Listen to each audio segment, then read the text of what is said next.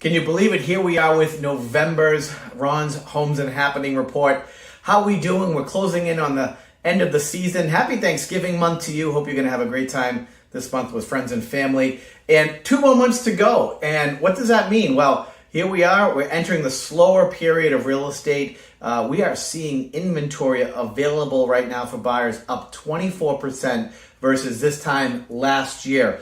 As I said in my initial video at the beginning of the year, I saw this as the year ending with more of balance happening in the marketplace, and we're starting to see that kind of take effect. We're seeing more inventory available with not as many homes coming on. So this is a factor of maybe slowing buyer activity. Now, don't take that the wrong way. It's still a seller-sided market out there with homes still selling at around 100% to 101% of asking price and selling in good time, usually in about 21 days, getting an offer in place. And that's, statewide. Obviously, remember, every town functions a little differently. So cities and towns here on the east coast of Mass are going to be a little different than cities and towns near the western part of Massachusetts. So market's still favoring sellers in our state right now, okay? Now, 3 things happening that we need to talk about. Number 1, Massachusetts, on my birthday, actually, initiated a new law where legislatures got in the way of buyers and sellers doing their business and said, hey,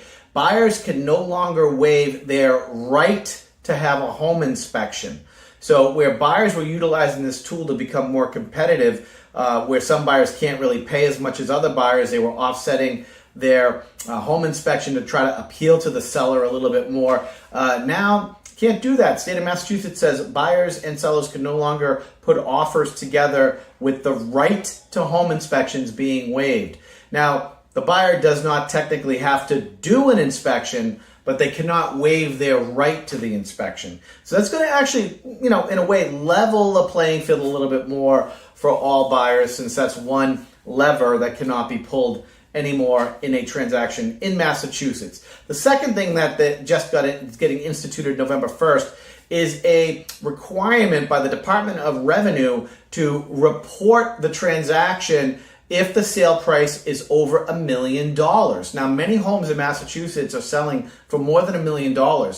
So this form will have to be filled out and sent in at closing. And unfortunately, unless you get an exemption on this, if you are leaving the state of Massachusetts or some other conditions, you're going to be required to upfront at closing put in a default 4% of the sale price into escrow to offset capital gains taxes that you might owe, state capital gains taxes you may owe on your income taxes for the year of the sale. Now, there is an alternate method that will allow you to compute the capital gains amount, and I'm sure many sellers will take that option to put that amount into escrow at closing. So basically what's happening is the state wants their capital gains taxes owed right up front at the closing. No more waiting until you file your tax returns. How do you feel about that? Let me know. Call me. Talk to me about that. And more importantly, talk to your legislators about that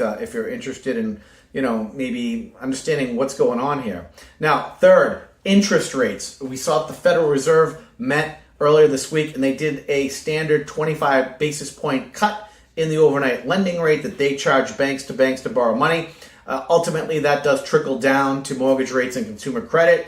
And for the most part, those rates cuts were factored into the current mortgage rates we are seeing. I am happy to report that it looks like interest rates are leveling off as I predicted based upon my research at the beginning of the year, in the low 6s for the end of 2025. So I think we're going to be set up for a pretty dynamic spring market with lower rates. I wouldn't be surprised if we see rates at 5 3/4, 5.85 in the spring market for the right qualified buyers. So I think spring market is going to be a little bit crazy. Now, beyond all that, it's November, which means the holidays are coming. Deb put together a great top 5 for you to check out to get in that holiday spirit. I know you want to. And enjoy some fun with your family.